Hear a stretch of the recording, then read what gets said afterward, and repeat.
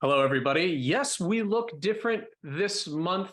We are out of the studio. So for those of you in the greater YouTube world who are unaware, our studio is in the process of being completely revamped and upgraded to an entirely new location. So we actually don't even have a studio, quote unquote. We'll talk about that in a second.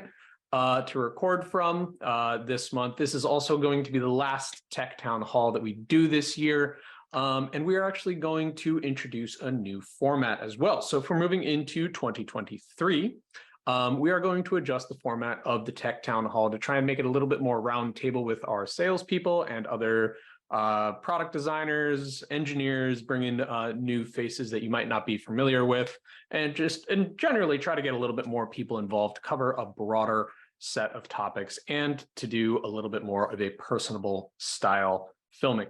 So we're introducing a new style today. We're introducing a new platform today, and we're also just going to spend today's discussion to just kind of be a yearly wrap-up, being the last Tech Town Hall that we did. So first and foremost, anyone out there who has actually followed along and watched every episode, thank you so much. We always appreciate the support.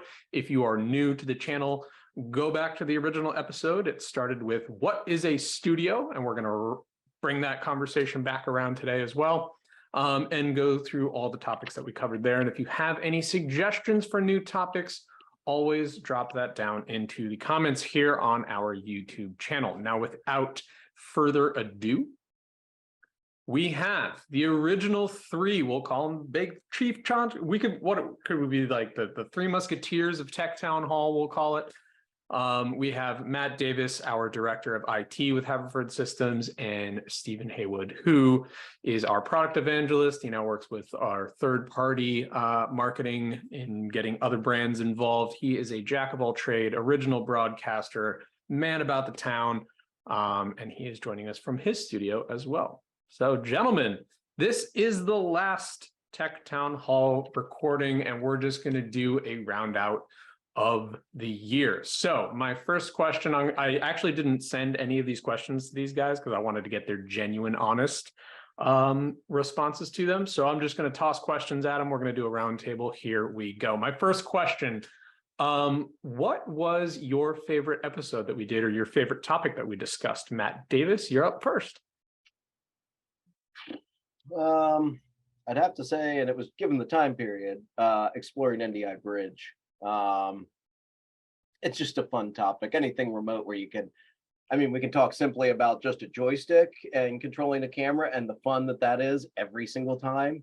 But as soon as you start doing that, like across states, across countries, it's a whole new level of joy it brings. So I would have to say really focusing on remote production. It happened to be NDI Bridge we focused on, but I think that really kind of brought a lot more attention to affordable methods available to do your remote productions, which is awesome. Yeah, no, I really like that one too. We actually got a lot of great response on that one, which was pretty cool as well. Stephen, thoughts? Probably the one where we were talking about building studios, and that's just kind of near and dear to me. Like, I work with a lot of people building studios on budgets, also all the way up to like money is no object. So I have a lot of fun when I can explore things that maybe I would love to have in my studio, and I just can't get to that point yet because I'm by myself. But those are always fun episodes for me. Yeah, but it is funny. The remote control thing is kind of what we'll touch on that as a first topic. It seems to be more and more prevalent. It seems to be, back in the day, it seemed like people wanted to have an operator present that could do production. And now with things like NDI Bridge, at least we're hearing from the sales side, so many more people are looking for that remote capability. Can you do it remotely? Can you do it remotely? And one project that I wanted to highlight, because you brought up remote control of things, is we are talking to this gentleman who runs multiple different music clubs he's based in London, but he has music clubs, I believe, in Croatia. He's got one in I think Turkey, Germany, France, Italy, a couple other countries, but he runs remote production for like 5 to 10 music halls from his headquarters in London And he's got PTZOptics NDI cameras in those spaces, in those music halls, and he's doing switching and recording and all of that. And again, when it comes to NDI, like we even spoke about on that episode. So if you are watching this on YouTube, go back and check out that episode because it's really cool. You know, the level that you can take things these days is only restricted by your imagination and your wallet, like Stephen, you alluded to. It's cool to see stuff you can't afford. And what people are doing with it. That's one example that I came across this year, even after we talked about it. And actually, because of the Tech Town Hall episode, I was able to speak to that with that gentleman. We ended up building him a full system, and it turned out pretty cool. He's not done with the install, and he's still tweaking it and getting it right. But hopefully we'll see some footage of that. Is there anything that you guys came across this year, remote, that you thought was really cool? I think Matt, Bridge probably would have to be it. I mean, I don't see, like, right now, that's where it's, I mean, that's the best tool right now to do any of this stuff, honestly, remote for right now. Mm-hmm. Nice. I personally haven't seen anything. Yeah, I mean, I think the neat thing there is with Bridge bringing the right attention to the market on the subject. We are going to see a lot more advancements in that realm next year and the year after that are going to start changing how easy this is for everyone. We needed that little push though. We all needed that little push. Although Matt, I've been playing around with you put me onto this Project Blink. Oh yeah. Maybe this is something we could talk a little bit here about for Will, if you're not familiar with it. Adobe put out what's called Project Blink, and I got into the beta with that. And you basically can edit the video based on the text. It actually will put out the text of who's saying what in the video, and you can delete the text and it edits the video as it's doing it.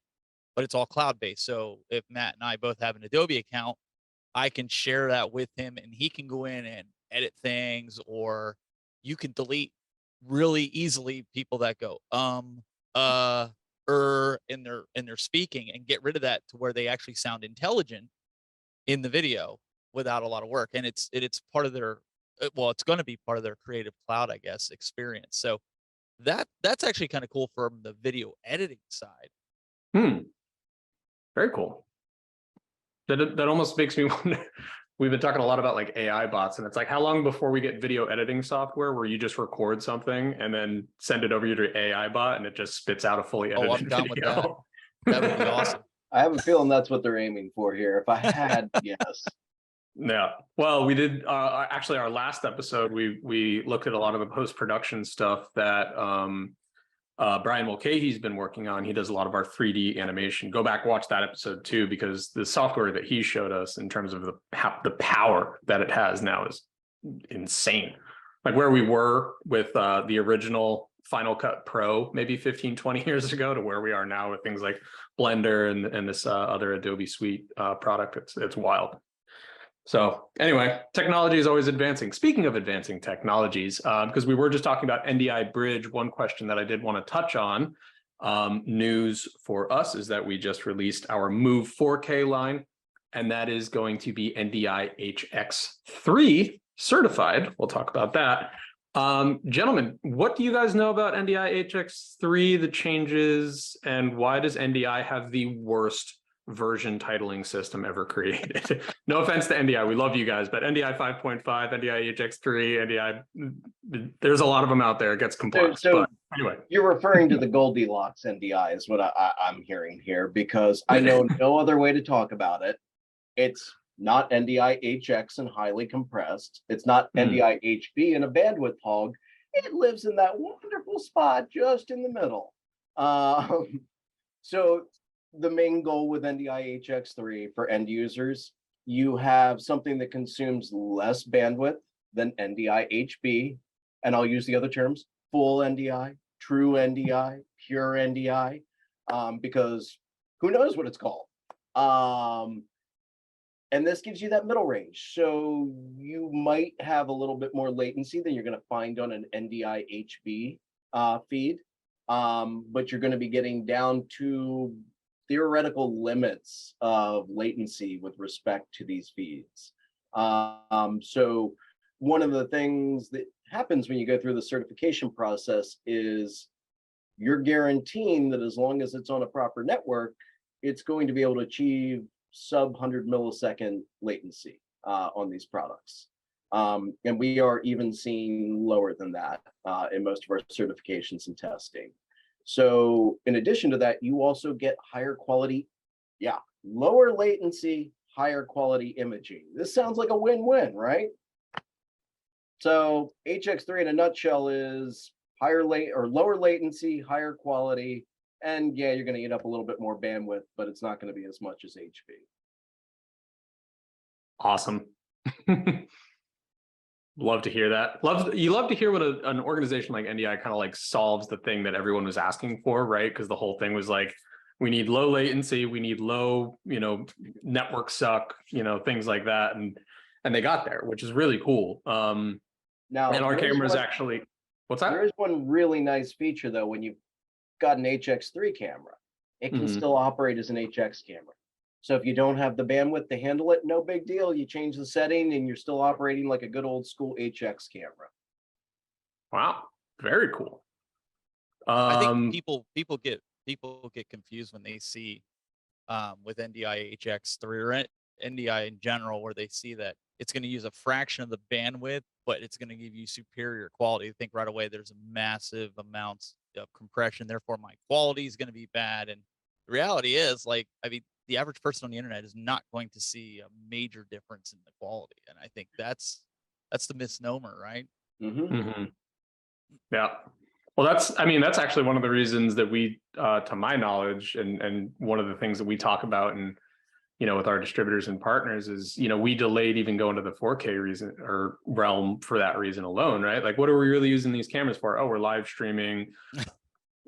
Pick whatever you're live streaming, right? Or recording a Zoom call or having a Zoom call or whatever it may be. It's like, cool, you're at 720, maybe 1080 at a good day. Like, unless you have like a straight fiber optic run from a CenturyLink building, like you're not getting 4K streams. So that's why I always laugh at the House of Worships, because I'm heavily involved in that space, and they'll be like, well, we're thinking about going to 4K and we're at 1080. And I go, so you really want to see if the pastor shaved that morning, huh? That's really what this is about, right? So right. Yeah. Like we're in HD right now, and I'm like, oh no, like really should have done that facial last night. We need to go back to the 1930s soft focus where I could look like Humphrey Bogart again instead of, what we got going on. That is totally a feature. Like, haven't you checked out Zoom? It's got that like prettier your face thing. There you go. Yeah, touch it up. Don't tell him that. That'll be the next thing he starts doing. He'll have these little glitter bombs popping off the side of his head. Yeah, I'll have my TikTok filters turned on. Yep. See?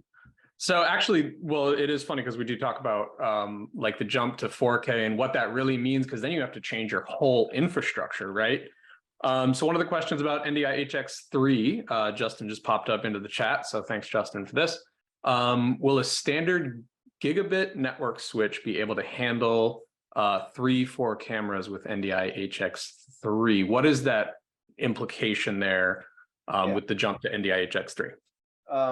So with HX3, you're really going to be looking at whether you're using HEVC or H.264 for encoding. You're going to be looking at somewhere between a 50 meg to an 80 meg load on your network. So, substantially more than the old 12 to 20s that we were operating in before, but still substantially less than the 150 meg and up you're going to find with the NDI HP. So again, I don't know about all the versioning, the naming, but to me, it's the Goldilocks NDI. That's all I can refer to it as. Nice. I like that one. So yes, another thing that actually, I'm not 100% sure on the date, and I really should have looked it up before we started this recording, but we spoke about it at NAMM. We actually did an episode on MIDI. So again, if you're watching this and this is your first introduction to Techno Hall, go back and check out NDI and see what everything that we were just talking about is referencing. And we're going to change gears to MIDI because I still think it's one of the coolest things that we did at PTZOptics this year. But it's one of those, like, I think the market will catch up and realize its brilliance probably next year or 2024 maybe. But MIDI 2 has been upgraded. So my understanding of the original MIDI 1 is that it is what was it? Is a 68-bit system, right? Or 120-bit system. And basically what that means, extremely limited. Yeah, it's extremely limited. Yeah. So I don't know if you want to kind of explain like that core difference between MIDI 1 and MIDI 2, because all of our cameras have MIDI on them. So yeah, so MIDI 1 at the moment. MIDI 1, okay. So I'm gonna try and explain this in like a really simple fashion as it relates to cameras specifically. So say you were trying to pan a camera from left to right, and you were using MIDI 1. Well, because of the limited data set, you might not be able to make a nice smooth motion. There just aren't enough points to use to make smooth motion. So while it is cool and great for calling a preset, if you actually wanted to drive a camera, the MIDI 1's not really going to get you there. That being said, MIDI 2 brings it up to spec with most of the other control languages out there, which now means you can have all those same fine points and make beautiful movement with your camera at this point with MIDI 2 implemented. Nice. So that's coming soon. The MIDI 2 should be, we're hoping we're going to have one of the first products out there with MIDI 2 on it. Yeah.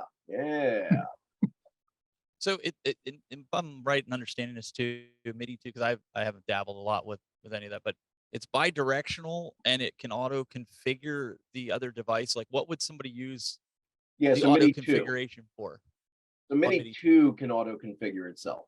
Right, that's what I mean. It can deliver profiles, so you can tell the device, here's my characteristics, like here is my volume adjustment. You can almost pre-assign things to it so that you go and connect that random MIDI interface to it. Well, it can automatically map to that device, like, oh, when people do this, these are the keys, these are the CCs, these are the nodes that they're using to accomplish this, so we're just going to set that by default.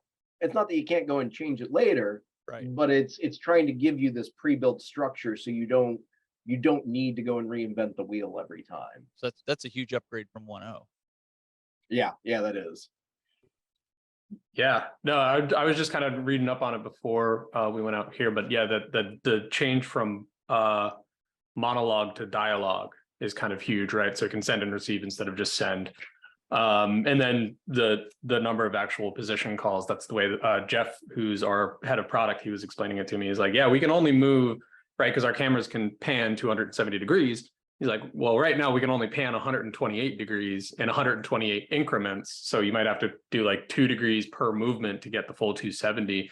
And that's just going to make it go as opposed to because it has to go through all of them. So maybe what I think is with MIDI 2 being dialogue and basically just up to all the other protocols and standards, potentially start to be adopted a little bit but more for the camera control side. Because again, there's an ungodly number of MIDI controllers. There's like 150,000 different versions of a MIDI controller that exist now or something like that.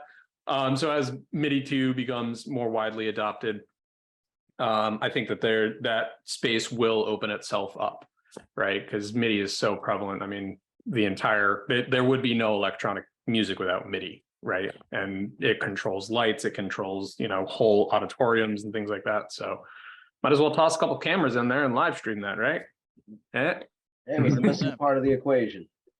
There you go. Speaking of missing parts of the equation, another thing that we're getting close to, and this isn't really an update, but just again to like touch on points that we spoke about throughout the tech town halls this year. Dante, we are getting real close to bringing that Dante camera to market.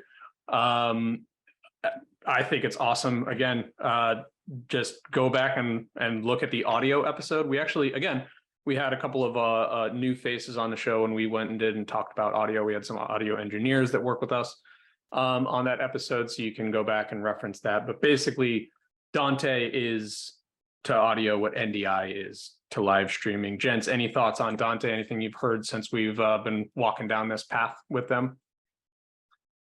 Yeah, I mean, there just seems to be a lot of excitement. Mainly, I think we have heard a lot of people that seem very excited that PTZOptics and HuddleCam have decided to go down this route.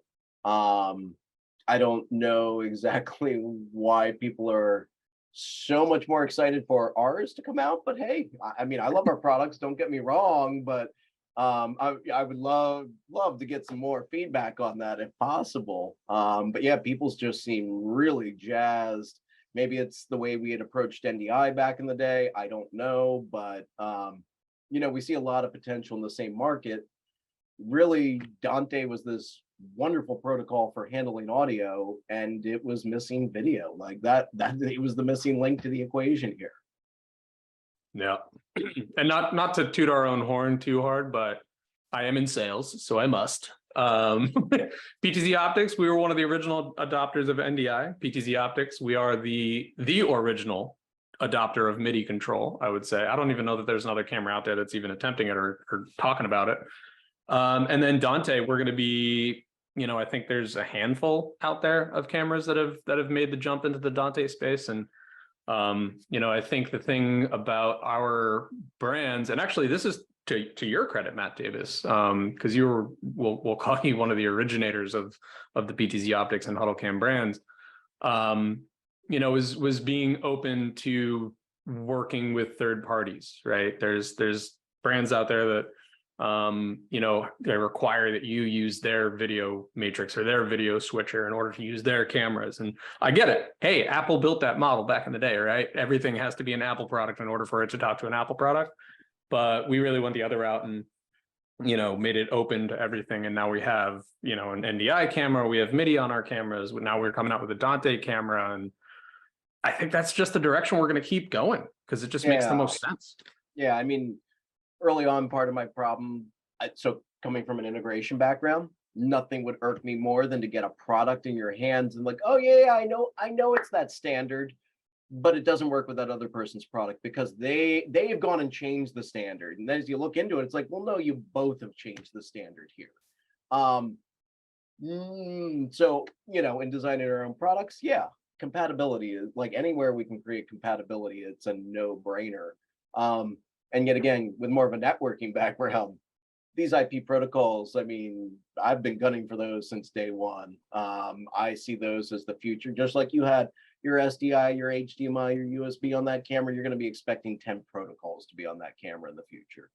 And honestly, even before I worked here, I was using the camera 4 or 5 years, I think, before I even came here. That was one thing I always said was the PTZOptics camera was like the Swiss Army knife of cameras because it didn't matter if you were going to do SRT, RTMP, HDMI, SDI, Ethernet, Dante, whatever. It was, and no, I'm saying that because it has it. I could take that camera and move it anywhere I needed to go if I was on location, if I was in studio, and not have to worry, gee, do I have a way to connect this? They don't have a capture card. Okay, well, that's fine. So we'll just hook it up over the network. Mm-hmm. So I think that having that ability in the camera to where you're not searching for ways to hook up where it's only HDMI or only SDI. There's so many battles going on we've seen even with like SRT. Is that going to dominate NDI? Is that going to destroy it? And I think with this protocol, with Dante, you got to look at it as another tool in the toolbox. It's not going to destroy anything else. It's use it as an application. It's another way to do video and audio. And I want to stress that because there's wars that go on about this stuff instead of just looking at it and going, hey, I have another tool at my disposal within these cameras. Yep. That's a beautiful summary of it. It really is.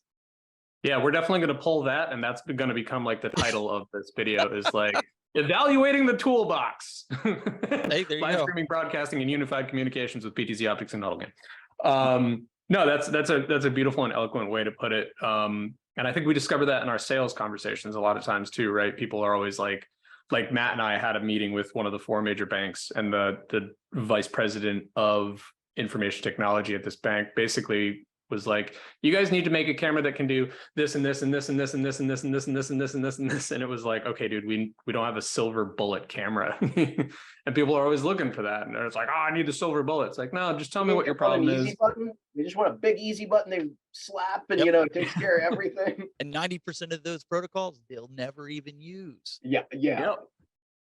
They want it, but they won't use it.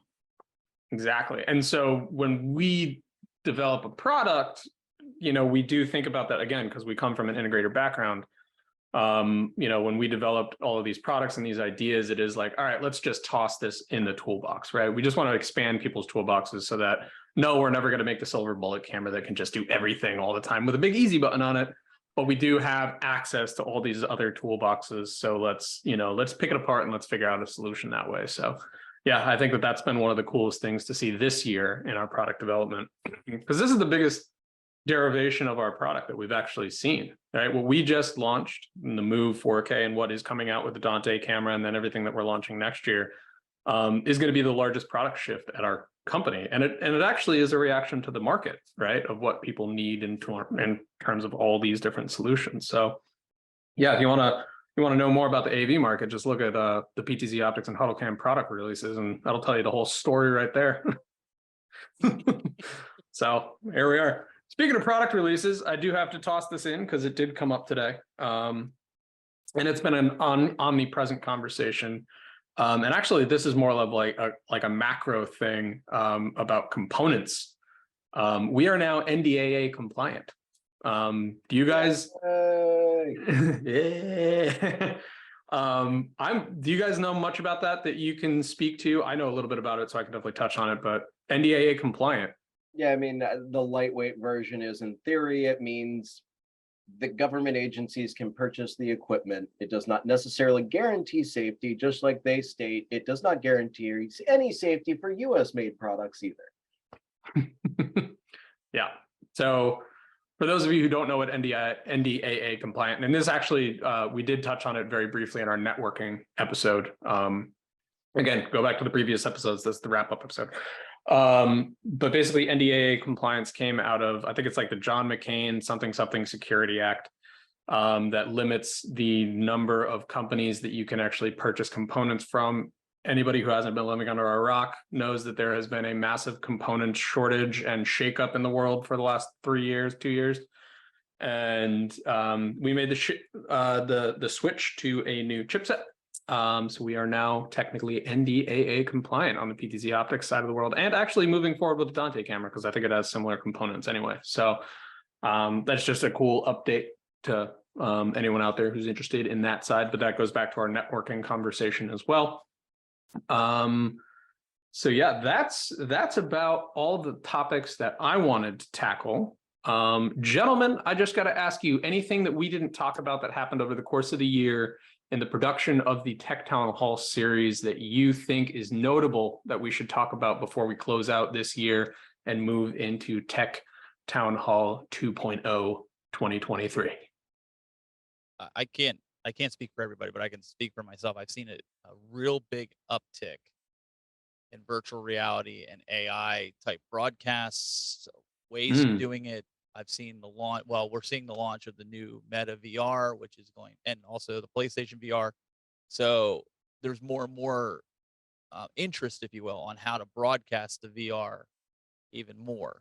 So I think we're going to see a real big push for people wanting to use VR type cameras, but ways to do it. I think that's what we're going to see kind of pushing into next year. This is the start of it. It's kind of like when 4K was first talked about, and everybody was kind of getting that little bug, like, hey, maybe I should check out 4K. Yeah, I'm seeing that. I think we're a good 1.5 to 2 years away from anybody being able to do something worth watching. But I do think it's at least being mulled over right now. I think you're right there, Stephen. And it's only in hearing a lot of the feedback from the trade shows. But, we go and release all these cool new features, these cool new products. Apparently, one of the biggest inquiries is, can our cameras do this VR AR stuff? To which then apparently the follow-up question is, how do you do this VR AR stuff? So we are at that stage in the market where people are incredibly curious about it. They see a lot of cool examples out there.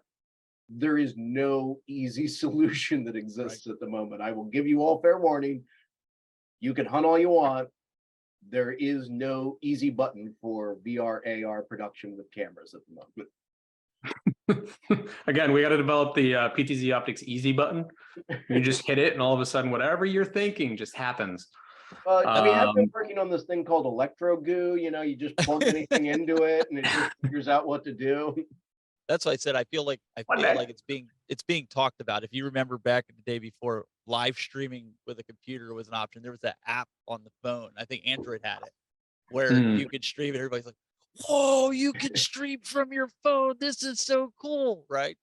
I think that's kind of where everybody is with the whole augmented reality. Cause I know the real estate industry really wants something like that because of virtual tours in houses. They're not, the scheduling around and working till 10 o'clock at night because they can only get in when the homeowners are there. If they can go in with a augmented reality camera, virtual reality camera, film the whole building, they can set it up online where you can take a virtual tour without actually showing up and disrupting the time that that person has left living at that house. So I think that Wow. it's outside the realm of just like video games and Mhm. experiencing the VR or the work method with Meta. I really do. I think there's a lot of application. You're gonna be able to take tours of the chocolate factory in Hershey. I mean, you'll be able to do things like that and actually interact with it. I think that's where people want to go with it, but I still think we're a few years out doing it to where it's enjoyable. I mean, Yeah. hey, I see marketing departments loving the idea of this AR, VR stuff. It doesn't matter what the content is. That's right. Yeah. Well, it's funny. We in another lifetime, Matt and I were working on a 3D LED screen project here at Haverford. And the number of it really was one of those cases of like marketing really loves this because it's ooh. And then when it came down to like, how do we make it work? Everyone was like, we don't really know. You tell me, And does so- it look 3D? Because if so, we did our job.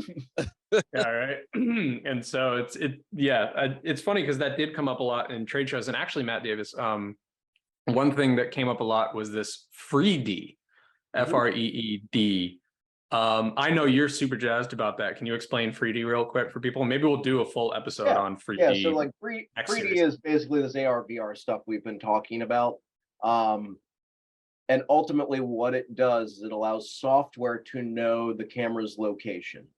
In its truly advanced state, it literally is meant for 3D positioning. So not just where is a camera looking, zoom focus wise, but literally imagine you have a camera operator who is moving around, and it is able to tell where they are located, their heights, everything in relation to the main objects on stage. Where this gets really, really useful is now you can overlay that with a virtual world like an Unreal Engine, and start to produce movies essentially. I mean, the coolest thing I think I've ever seen with this, a gentleman, he created a small scale like mountain that had a green screen behind it, to which then he had a camera come sweeping into this little village that he had made, model scale, this big.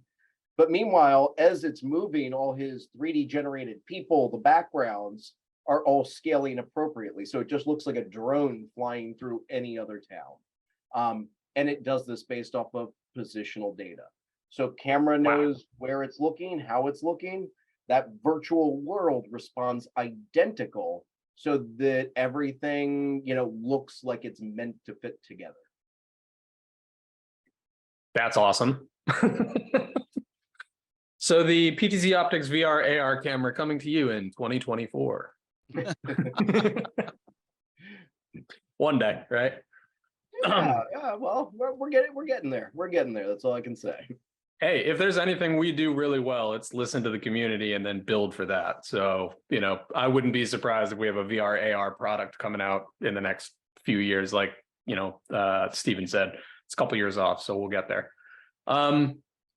But yeah, that was great. I love doing like a roundup at the end of the year just to see how things have changed. Because again, these things are changing almost every day. It feels like sometimes we hear of new stuff. Every time we go to a new trade show, we see something different. So cool to do just a little wrap up again. For those of you joining us for maybe the first time or you're unfamiliar with this, go back and check out the other episodes. Wait. I'm gonna flip the script on you now. Since you fired us earlier, I'm flipping the script. And I'm being completely serious with this. What's the biggest thing you learned from Tech Town Hall this year that you might not have known before we started doing these episodes? Oh my God. I learned. So here's the thing. because I just work here and I'm in sales.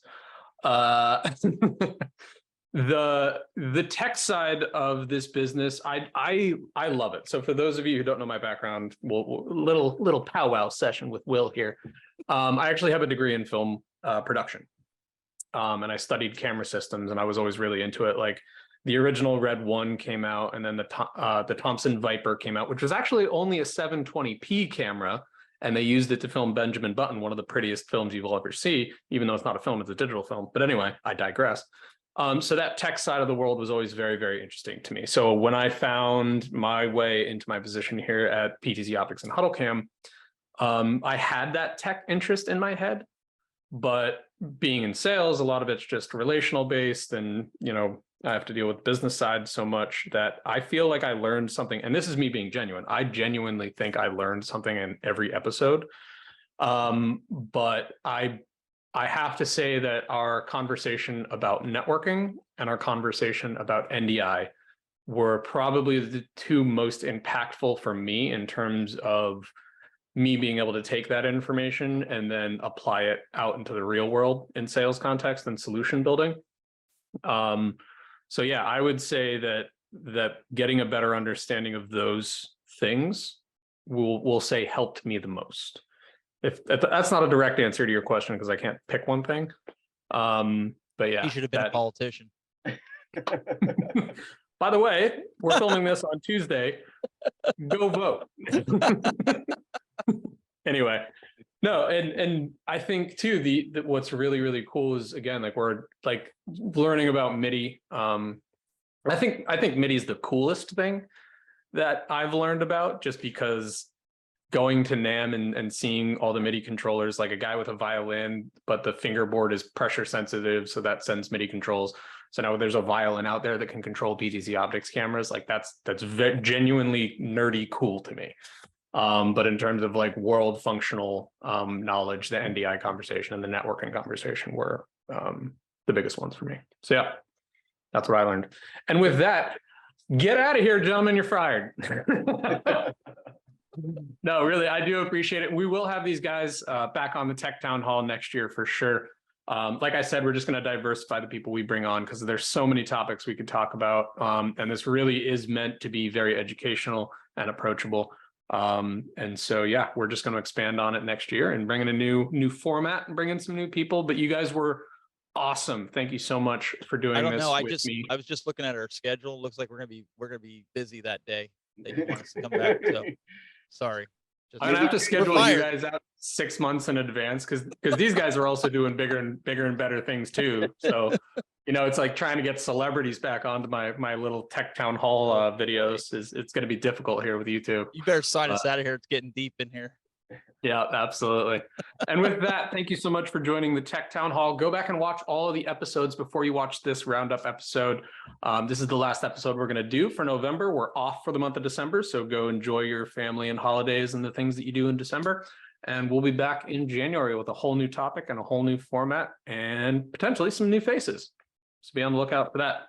Signing off, again, my name is William Goldie. I work as the head of sales for PTZOptics. Reach out to partners at PTZOptics.com if you have any questions.